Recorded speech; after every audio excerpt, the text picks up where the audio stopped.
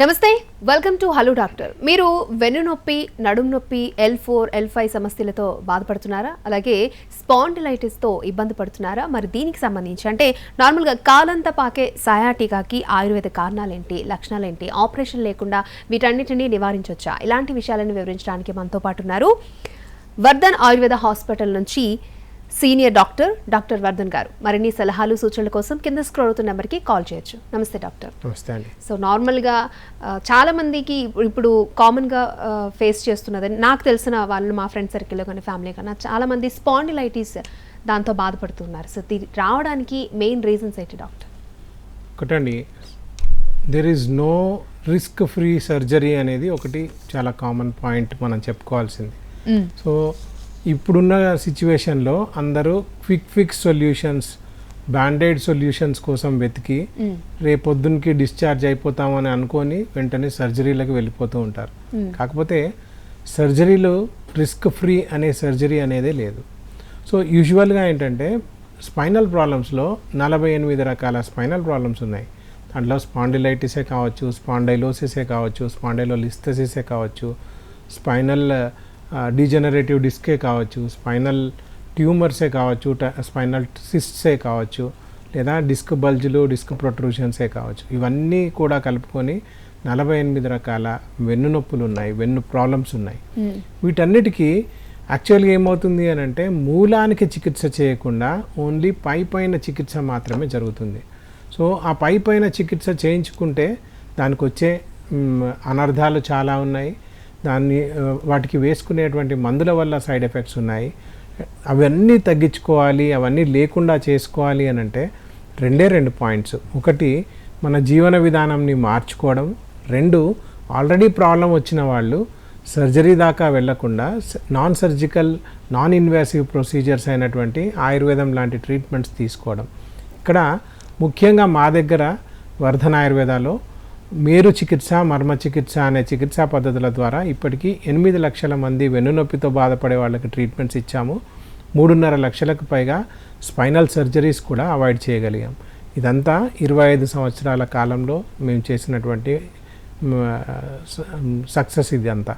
So ఇక్కడ మీరు అడిగిన పాయింట్ ఏంటంటే స్పాండిలైటిస్ అనేది అయితే అన్నారో, ఈ కాలంలో ప్రతి ఒక్కరికి మనం కూర్చునే విధానం, నిలబడే విధానం, పడుకునే విధానం సరిగ్గా ఉండట్లేదు. కాబట్టి అండ్ కొత్తగా మొబైల్ రెవల్యూషన్ ఏదైతే స్టార్ట్ అయిందో, మొబైల్స్ అందరూ వాడుతూ ఉన్నారో, వాటి వల్ల మెడ మీద ఎక్సెస్ ప్రెషర్ ఏదైతే క్రియేట్ అవుతుందో అండ్ డేకి నైట్కి తేడా లేకుండా పని చేస్తూ ఉన్నారో, నైట్ జాబ్స్ చేస్తున్నారు, డే అంతా పడుకొని ఉంటున్నారు. సో సర్కేడియన్ రిథమ్కి ఉల్టా ఎవరైతే తిరుగుతున్నారో, లేదా అధికంగా బరువులు ఎత్తడం, అధికంగా నడవడం, ఎక్కువగా నిలబడడం, ఎక్కువగా కూర్చోవడం, ఇలాంటి పనులు ఎక్కువగా చేస్తూ ఉన్న వాళ్ళకి యూజువల్గా ఈ స్పాండిలైటిస్ అనేది ఎక్కువగా వస్తుంది.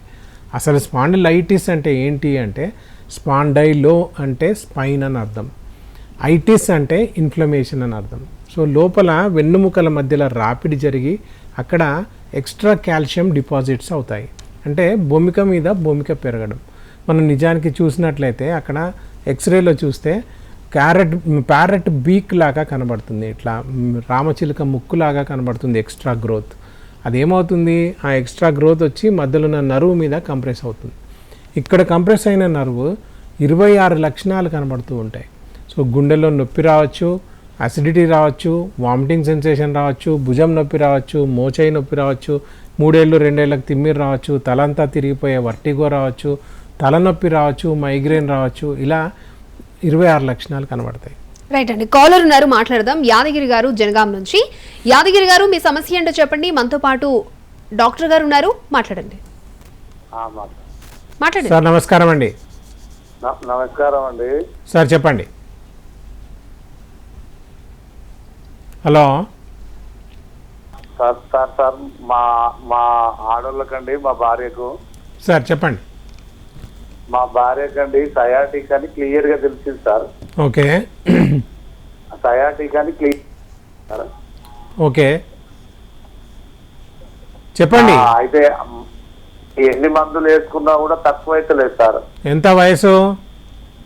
మినిమం 50 ఇయర్స్ ఉంటుందండి. ఓకే, ఎట్లా కింద పడ్డారా, దెబ్బ తగిలిందా, ఎట్లా? లేదు సార్ అది కింద లేదు, దెబ్బ తాకలేదు, ఏం లేదు, కానీ మామూలుగా అనుకోకుండానే వచ్చేసిందండి. ఓకే, అయితే ఇప్పుడు ఏంటి ఆపరేషన్ చెప్పారా ఎట్లా? అయితే ఒక 3 నెలల నుండి మందులు వాడతాను సార్. ఓకే, ఎంత చేసినా కూడా ఎలాంటి కవర్ లేదు సార్, అసలే తక్కువ అయితే లేదు, ఇబ్బంది పడుతుంది. మీరు చూసి మీ సలహాలు తీసుకోవాలని ఫోన్ చేసినాండి. మరి ఇది సలహా చెప్పాలి అంటే అంత ఈజీగా చెప్పేది కాదు. ఎందుకనంటే ఒత్తి మందులతోటో లేకపోతే నేను ఏదో ఓరల్గా ఏదో మందు చెప్తే వేసుకొని తగ్గించుకునేది కాదు. వెన్ను అనేది ఉందో అక్కడ మనకి కంప్రెషన్ ఏర్పడిందా, లేకపోతే నరం నొక్కుంటుందా, లేకపోతే అక్కడ కండరాలలో తేడా వచ్చిందా, డిస్కులలో తేడా వచ్చిందా, ఇదంతా చూసుకోవాలి. ఒకసారి మేడం గారిని తీసుకొని రండి, స్క్రోల్ అయ్యే నెంబర్కి ఒకసారి కాల్ చేయండి. 04049171819 అనే నెంబర్కి కాల్ చేయండి. మా వాళ్ళు అపాయింట్మెంట్ ఇస్తారు. మాకు హైదరాబాద్లో 3 బ్రాంచెస్ ఉన్నాయి, నారాయణగూడ, తార్నాక, బంజారాహిల్స్లో బ్రాంచెస్ ఉన్నాయి. మీకు ఏది దగ్గర అవుతుందో చూసుకొని అక్కడికి రావడానికి ప్రయత్నం చేయండి. మేడం గారిని చూసి మొదటి కన్సల్టేషన్లోనే ఎంత తగ్గుతుంది, అసలు సర్జరీ అవసరమా లేదా, సర్జరీ లేకుండా మేమేం చేయగలము, మేడం గారు ఏం చేయాలి, ఇదంతా కూడా డీటెయిల్గా మాట్లాడడానికి వీలవుతుందండి. ఓకే అండి. సో ఇప్పుడు వెన్ను నొప్పికి, మెడ నొప్పికి దారితీసే నడుము నొప్పికి దారితీసే కారణాలు ఏమై ఉండొచ్చు అంటారు? ఒకటండి, అంటే there are many, this is all called lifestyle disorder అండి. సో బ్యాక్ పెయిన్ని లైఫ్ స్టైల్ డిజార్డర్ అంటాం. లైఫ్ స్టైల్ అంటే ఏంటి అని అంటే 2 వర్డ్స్, లైఫ్ స్టైల్ ఒకటి, డిజార్డర్ ఒకటి. లైఫ్ స్టైల్ అంటే ఏంటి, పొద్దున్న లేచిన దగ్గర నుంచి రాత్రి పడుకునేదాకా మీరు ఏదైతే బాడీని ఏదైతే స్టైల్కి గురి చేస్తారో, ఏదైతే పోస్చర్లో నిలబడతారో, ఏదైతే సెట్ చేసుకుంటారో దాన్ని లైఫ్ స్టైల్ అంటారు. సో ఇక్కడ కూర్చునే విధానం రావచ్చు, నిలబడే విధానం రావచ్చు, పరిగెత్తే విధానం రావచ్చు, పడుకునే విధానం రావచ్చు, లేదా బరువులు ఎత్తే విధానం కావచ్చు, ప్రయాణాలు చేసే విధానం కావచ్చు. ఇవన్నీ, ఈ విధానాలన్నీ కూడా కరెక్ట్గా ఉంచుకుంటే మీ లైఫ్ స్టైల్ బాగున్నట్టు. లేదా దీంట్లో ఎక్కడ తేడా వచ్చినా ఆ లైఫ్ స్టైల్ కాస్త అస్తవ్యస్తంగా మారిందనుకోండి, వెంటనే మీకు కండరాలలో నొప్పి వస్తుంది, వెనుకల ఉన్న కండరాలలో నొప్పి వస్తుంది. ఆ నొప్పి కాస్త మీరు అలక్ష్యం చేసినట్లయితే వెన్ను నొప్పిగా మారిపోతూ ఉంటుంది. ఆ వెన్ను నొప్పిని కూడా మీరు అలక్ష్యం చేశారనుకోండి, వెన్ను నొప్పి రోగ సమూహంగా కూడా మారిపోతుంది. అంటే సింపుల్గా ఉన్న బ్యాక్ పెయిన్ కాస్త కాంప్లెక్స్ బ్యాక్ పెయిన్ అయిపోయి, క్రానిక్ బ్యాక్ పెయిన్ అయిపోయి, మిమ్మల్ని క్రిప్లింగ్ బ్యాక్ పెయిన్, అంటే పడుకునేటట్టు కూడా చేసేటువంటి లక్షణం కలిగినటువంటిది ఇది బ్యాక్ పెయిన్. రెండో word disorder. Diseases can be cured, disorders are to be maintained అంటారు. డిసీజ్ని క్యూర్ చేసుకోవచ్చు, అంటే జ్వరం వచ్చింది, జ్వరాన్ని తగ్గించుకోవచ్చు. వెన్నునొప్పి వచ్చింది, వెన్నునొప్పిని కూడా తగ్గించుకోవచ్చు. కానీ తగ్గిన తర్వాత it has to be maintained. ఎవరు మెయింటైన్ చేయాలి? మీరో నేనో మెయింటైన్ చేయడం కాదు, పేషెంట్ వాళ్ళ పేరెంట్సో ఇంకా వైఫో మెయింటైన్ చేసేవాళ్ళు కాదు, ఎవరికి వాళ్ళు మెయింటైన్ చేయాలి. ఇక్కడ మెయింటెనెన్స్ అని పదం వచ్చినప్పుడు అసలు మెయింటెనెన్స్ అంటే ఏంటి, స్పైన్ని మెయింటైన్ అంటే ఏం చేయాలి? మినిమం దానికి కావాల్సిన న్యూట్రిషన్ ఇవ్వాలి, అంటే దానికి సరిపడా పోషకాలు ఇవ్వాలి. రెండవది దానికి సరిపడా రెస్ట్ ఇవ్వాలి, దానికి సరిపడా పోస్చర్లో కూర్చోవాలి, దానికి సరిపడా ట్రీట్మెంట్స్ తీసుకోవాలి, లేదా ఎక్సర్సైజ్ ప్యాటర్న్స్ మెయింటైన్ చేసుకోవాలి. సో ఇవన్నీ కరెక్ట్గా చేస్తే అసలు ఏ డాక్టరు అవసరం ఉండదు, ఏ సర్జరీ కూడా అవసరం ఉండదు. ఓకే. సో రీసెంట్లీ చాలామంది L4, L5తో బాధపడుతున్నామని చెప్తూ ఉంటారు. అసలు ఈ సమస్యలు ఏంటి సార్? L4, L5 ఎందుకు? స్పైన్లో మనం పుట్టుకతో 3 వంపులతో పుడుతూ ఉంటామండి. పుట్టిన తర్వాత 2 వంపులకి అది ఫిక్స్ అయిపోతుంది. ఒక వంపులో C5, C6 అని మెడలో ఒక వంపు ఉంటుంది, ఒక వీక్ పాయింట్ ఉంటుంది. నడుములో L4, L5 దగ్గర ఒక వీక్ పాయింట్ ఉంటుంది. ఈ వీక్ పాయింట్స్ ఎందుకు వచ్చాయి అసలు అని అంటే, ఎవల్యూషనరీ ప్రాసెస్లో 4 కాళ్ళ జంతువు నుంచి 2 కాళ్ళ మనిషి రూపాంతరం ఏదైతే చెందామో, ఎరెక్ట్ స్పైన్ ఏదైతే వచ్చిందో, ఆ ఎరెక్ట్ స్పైన్ వచ్చినప్పుడు మన హెడ్ వెయిట్ని, హిప్ వెయిట్ని బేర్ చేయడం కోసం 2 వీక్ పాయింట్లు వచ్చాయి. అలా వచ్చిన వీక్ పాయింటే L4, L5 అంటారు. సో అక్కడ కండరాలు, లిగమెంట్లు, టెండన్లు, సిరలు, ధమన్లు ఏవైతే ఉన్నాయో అవన్నీ కూడా వీక్ పాయింట్గా ఉంటుంది. సో మనం ఏదైనా చిన్న బరువు ఎత్తినా, కింద పడ్డా, దెబ్బ తగిలినా అక్కడే ఎక్స్ట్రా ప్రెషర్ పడుతూ ఉంటుంది. మనం ఎప్పుడో చిన్నప్పుడు గోడ మించి దూకిన పనే కానివ్వండి, లేదా సైకిల్ మించి పడ్డ పనే కానివ్వండి, లేదా యాక్సిడెంట్ అయిన పనే కానివ్వండి, ఫీమేల్స్ అయితే డెలివరీ టైంలో ఏదైతే ఇంజెక్షన్స్ తీసుకుంటారో ఆ L4, L5 దగ్గరే మళ్ళీ ఇంజెక్షన్ ఇస్తారు.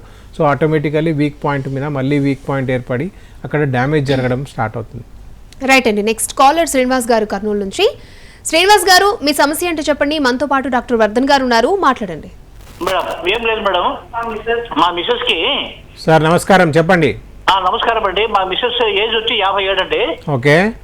ఆమె అయితే సుమారు for the last two months ఆమె సయాటిక్ పెయిన్ నరువుతో బాధపడుతుందండి. ఓకే. ఆమె మామూలుగా ఎక్కువసేపు నిలబడినా నచ్చాలన్నా కష్టంగా ఉంది. ఓకే. దానికి ఏదైనా చెప్పగలరా సార్, దానికి ట్రీట్మెంట్? సార్ ఇది ట్రీట్మెంట్ చెప్పడం అంటే అంత ఈజీ కాదు, ఎందుకంటే దాంట్లో స్టేజెస్ ఉంటాయి. మొదటి స్టేజ్లో ఓన్లీ నడుములో నొప్పి మాత్రమే వస్తుంది, నొప్పి గోళీ అవసరం ఉండదు. రెండో స్టేజ్లో నడుములో స్టార్ట్ అయిన నొప్పి తొడదాకా వస్తుంది, అప్పుడు నొప్పి గోళీ అవసరం ఉంటుంది. మూడో స్టేజ్లో నడుములో వచ్చిన నొప్పి కాలంతా పాకే సయాటికాగా మారుతుంది, అప్పుడు మీరు నొప్పి గోళీ వేసుకున్నా తగ్గదు. నాలుగో స్టేజ్లో మీరు దగ్గినా, తుమ్మినా, నవ్వినా లేదా పడుకొని పక్కకు తిరగాలని ప్రయత్నం చేసినా సివియర్ టు సివియర్ పెయిన్ వస్తుంది. దాని తర్వాత స్టేజ్లో యూరిన్ మీద, మోషన్ మీద కూడా కంట్రోల్ కోల్పోయే దశకు కూడా వస్తారు. సో స్టేజీని బట్టి మనం ట్రీట్మెంట్ ఇవ్వాలండి. దానికి ఆయుర్వేదంలో ఏంటంటే శరీర ధర్మాన్ని చూసి మనం ట్రీట్మెంట్ చేయాల్సి ఉంటుంది. ఒకసారి స్క్రోల్ అయ్యే నెంబర్కి కాల్ చేయండి, 0404917189 అనే నెంబరు. కర్నూలులో కూడా మనకు బ్రాంచ్ ఉంది. ఒకసారి వెళ్ళి అక్కడ డాక్టర్ గారు ఉన్నారు, ఎండి డాక్టర్ గారు ఉన్నారు, ఒకసారి డాక్టర్ గారిని కలవండి. లేదా లాస్ట్ వీక్లో నేను కూడా వస్తాను కర్నూలుకి. అక్కడికి వచ్చి ఒకసారి మేడం గారిని తీసుకొని వస్తే మేడంని చూసి మేడం శరీర ధర్మాన్ని బట్టి, వ్యాధి తీవ్రతను బట్టి ట్రీట్మెంట్ చెప్పొచ్చండి. ఓకే. సో సయాటికా అని ఇంతకుముందు కాలర్ కూడా చెప్పడం జరిగింది. అసలు సయాటికా ఏంటి, దాని లక్షణాలు ఏంటి, ఎటువంటి పర్యవసానాలు ఉంటాయి అది వస్తే? ఒకటండి, అంటే సయాటికా అనేది యాక్చువల్గా ఒక మిస్నోమర్ అంటారు. అంటే మెడికల్ టర్మినాలజీలో అది వ్యాధి కాదు, అందరూ వ్యాధి అనుకుంటూ ఉంటారు, కానీ అది ఒక లక్షణం. ఆ లక్షణం ఎలా ఉంటుంది అని అంటే, ఇంతకుముందు చెప్పినట్టుగా స్పైన్లో 48 రకాల స్పైనల్ ప్రాబ్లమ్స్ ఉన్నాయి. ఆ అన్ని స్పైనల్ ప్రాబ్లమ్స్లో కూడా ఒకవేళ సయాటిక్ నర్వ్ కనుక నొక్కున్నట్లయితే అది కాస్త కాలంతా పాకేటువంటి నొప్పి, తిమ్మిర్లు, పోట్లతో కూడుకున్న ఒక లక్షణంగా కనబడుతూ ఉంటుంది. దీన్ని సయాటికా అంటారు. ఎందుకు సయాటికా అన్నారు అని అంటే, ఆ సయాటిక్ నర్వ్ ఇన్ఫ్లేమ్ అయిపోతుంది, ఆ సయాటిక్ నర్వ్ కంప్రెస్ అవుతుంది కాబట్టి దాన్ని సయాటికా అన్నారు. దీన్నే గృద్రసి వాతం అంటాం ఆయుర్వేదంలో. గృద్ర అంటే గద్ద అని అర్థం. ఎందుకని ఈ పేరు ఎందుకు చెప్తున్నాను అని అంటే, సివియర్ కండిషన్స్లో పేషెంట్ కాలు కింద పెట్టలేని పరిస్థితి ఉంటుంది, పట్టి నడుస్తూ ఉంటాడు, అంటే గద్ద నడిచినట్టుగా నడుస్తూ ఉంటాడు. అందుకని దీన్ని గృద్రసి వాతం అన్నారు. And at the same time ఇది 80 రకాల వాత వ్యాధులు ఉంటాయి, అశీతి వాత రోగాలని. ఆ వాత రోగాలలో ఇది కూడా ఒక వాత రోగం. నెక్స్ట్ కాలర్ ఉన్నారండి, సూర్యనారాయణ గారు ఖమ్మం నుంచి. సూర్యనారాయణ గారు మీ సమస్య ఏంటో చెప్పండి. మనతో పాటు డాక్టర్ వర్ధన్ గారు ఉన్నారు, మాట్లాడండి. ఓకే అండి, నమస్కారం సార్. నమస్కారం సార్. టీవీ వాల్యూమ్ మ్యూట్ చేయండి, కాల్ కట్ అయిపోతుంది, మాట్లాడండి. ఓకే అండి, నమస్కారం అండి సార్. నమస్కారం సార్. సార్ నా పేరు సూర్యనారాయణ అండి, 57 సంవత్సరాల వయసు. ఓకే. నాది ఎడమ చెయ్యి భుజంలో విపరీతమైన నొప్పి వస్తుందండి. షుగర్ ఉందా? ఉందండి. ఎన్ని సంవత్సరాల నుంచి? 2 years అయిందండి. కంట్రోల్లో లేదా? ఉందండి, కంట్రోల్లో ఉందండి. పరిగడుపున 108, రీసెంట్ గా నిన్ననే చేయించానండి. తిన్నాక 164 ఉందండి. ఏం పని చేస్తూ ఉంటారు?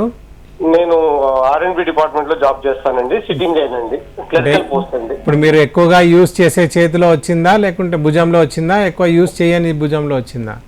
ఎడమ చెయ్యి అండి, ఎడమ చేతి భుజం అండి, వాడని చెయ్యనండి. Okay sir. ఇది ఎలా ఉంటుందంటే దీన్ని ఫ్రోజన్ షోల్డర్ అంటారు సార్.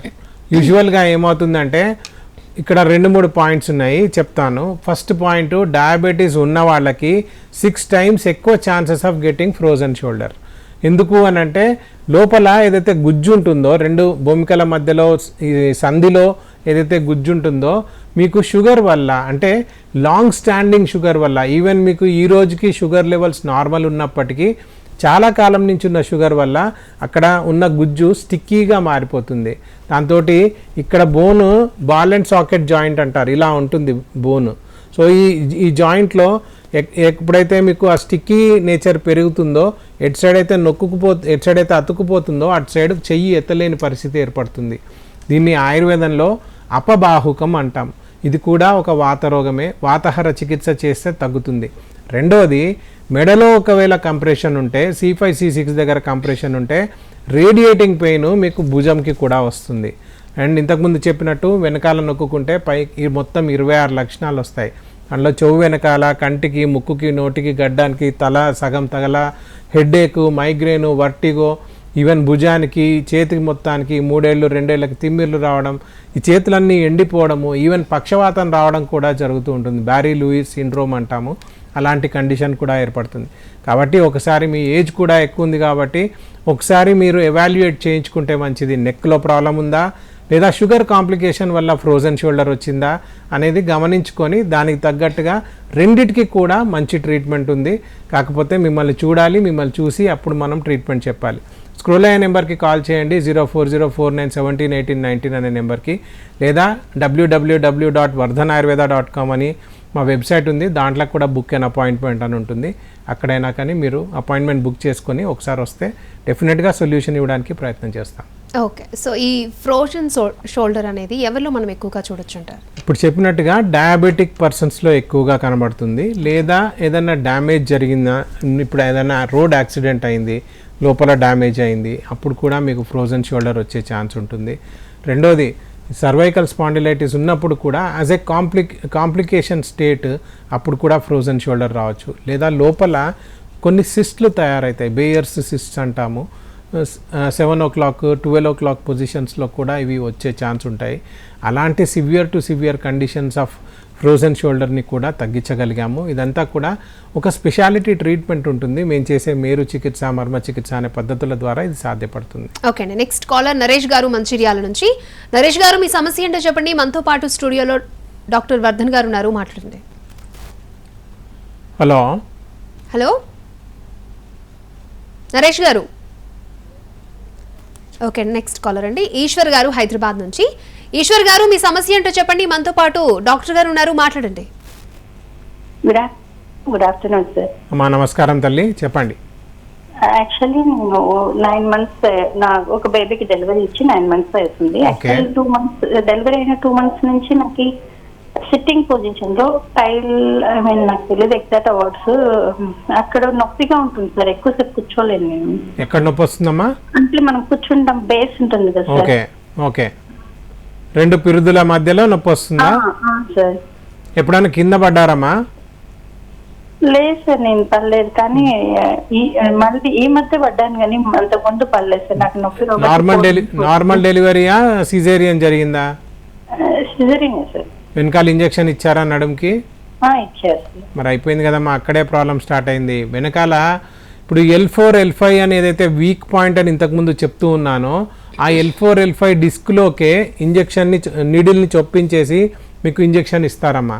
అది నార్మల్గా ఏమవుతుందంటే ఇంజెక్షన్ ఇచ్చాక తీసే క్రమంలో ఆ నీడిల్తో పాటుగా మీకు డిస్క్లో ఉన్నటువంటి గుజ్జు కూడా బయటకు వస్తుంది. అప్పుడే ఆ రోజే ఆ క్షణమే మీకు ఏమవుతుందంటే మొదటి స్టేజ్ డిస్క్ ప్రాబ్లం ఏర్పడుతుంది.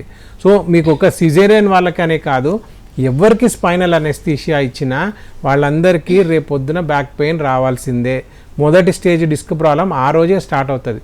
ఒకవేళ మీరు మీ లైఫ్ స్టైల్ని సరిగ్గా పాటించట్లేరు, లేదా మీరు డెలివరీ తర్వాత ఇష్టం వచ్చినట్టు కూర్చోవడం, లేదా పిల్లల్ని ఎత్తుకోవడము, పిల్లలకి పాలు ఇవ్వడము, డే నైట్ ఒకటి చేసుకుంటూ ఉండడము, ఓవర్ స్ట్రెయిన్ అవ్వడము, ఇవన్నీ చేస్తే ఆటోమేటికల్లీ ఆ డిస్క్ బల్జ్ కాస్త disc protrusion, disc extrusion, sequestral disc అంటే 2వ స్టేజ్, 3వ స్టేజ్, 4వ స్టేజ్కి దారితీస్తుంది. కాబట్టి నొప్పి తీవ్రతరం అవుతుంది.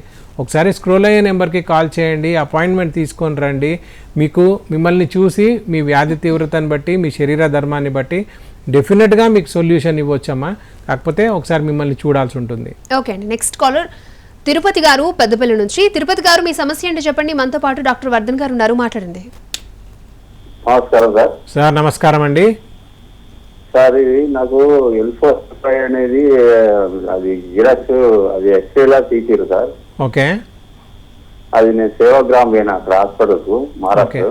ఓకే, ఎంఆర్ఐ స్కానింగ్ తీసారు సార్. ఓకే, అయితే అందులో L4 L5 అనే ప్రాబ్లం అనేది కనబడింది సార్. ఓకే సార్ నా కాళ్ళు 2 మొత్తం అది ఇది మన స్కిడ్ అవుట్ అవుతున్నా సార్.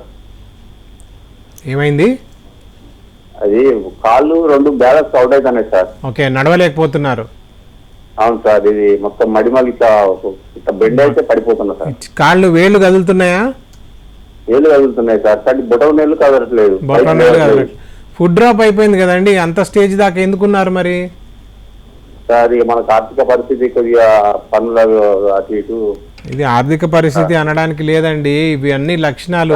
ఇప్పుడు ఏమవుతుందంటే మనకు కాలు చచ్చిబడిపోతున్నట్లు అనిపించింది, లేదా యూరిన్ జారిపోతుంది, మోషన్ జారిపోతుంది, లేదా యూరిన్ ఆగిపోయింది, మోషన్ ఆగిపోయింది, లేదా క్యాన్సర్ లాంటి కండిషన్ ఉంది, వెన్నునొప్పితో పాటుగా ఇవన్నీ కండిషన్స్ ఉన్నాయి అని అంటే కంపల్సరీగా సర్జరీకి వెళ్ళాలి. ఇక్కడ ఒక పాయింట్ చెప్తాను, సర్జరీకి ఎప్పుడు వెళ్ళాలి ఎప్పుడు వెళ్ళకూడదు చాలామందికి తెలియదు. ఈ warning signs, red flag signs కనబడ్డప్పుడు మాత్రమే సర్జరీకి వెళ్ళాలి. కాకపోతే ఏంటంటే WHO ప్రకారం only 5% of back pain require surgery అంటారు. అంటే 100లో 5గురికి మాత్రమే అవసరం. ఎవరికి అవసరం? ఇప్పుడు చెప్పిన వాళ్ళందరికీ అవసరం. వీళ్ళు కాకుండా మిగతా వాళ్ళు ఎవరైనా చిన్న వెన్ను నొప్పి వచ్చినా వెంటనే పోయి నేను సర్జరీ చేయించుకుంటాను, రేపు పొద్దుడికి డిశ్చార్జ్ అయిపోతాను అని అంటే అన్ప్రెడిక్టబుల్ రిజల్ట్స్, అన్ప్రెడిక్టబుల్ కాంప్లికేషన్స్ వస్తాయి. కాబట్టి సర్జరీకి అవసరం లేకుండా 95% మనుషులకి, 95% పాపులేషన్కి సర్జరీలు అవసరం లేకుండా ఆయుర్వేద చికిత్సలతో పూర్తిగా నయం చేయగలగము. కాకపోతే ఒకసారి మీరు స్క్రోల్ అయ్యే నెంబర్కి కాల్ చేయండి. మీకు కూడా ఇప్పుడు మీరు ఏ స్టేజ్లో ఉన్నారు అనే దాన్ని బట్టి మేము మిమ్మల్ని చూసి అప్పుడు మాట్లాడతాను సార్. ఓకే అండి, నెక్స్ట్ కాల్లో రామకృష్ణ గారు రాజమండ్రి నుంచి. రామకృష్ణ గారు మీ సమస్య ఏంటో చెప్పండి, మనతో పాటు డాక్టర్ గారు ఉన్నారు, మాట్లాడండి. సార్ నమస్తే సార్. సార్ నమస్కారం అండి. ఏజ్ 66 ఇయర్స్ అండి. ఓకే. నాకు బీపీ, థైరాయిడ్ ఉందండి. ఓకే. నాకు ఈ మధ్యకాలంలో వెన్నుపూస నొప్పి వస్తుంటే ఎక్స్రే చేయించామండి. Okay. Loss of lumbar lordosis. Okay. Disc space reduced L1, L2, L2, L3.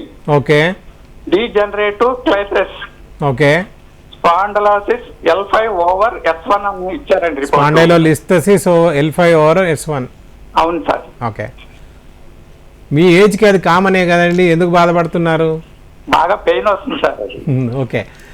ఇది మీరు చెప్పిన ప్రాసెస్ అంతా డీజనరేటివ్ డిస్క్ డిసీజ్ అంటారండి. అంటే 40-45 ఏళ్ళు దాటిన తర్వాత మీ వెన్నుది ఏదైతే యాంగిల్ ఉందో అది యాంగిల్ ఉండకుండా స్ట్రైటన్ అవుతుంది. దాన్ని లంబార్ లార్డోసిస్ అంటారు.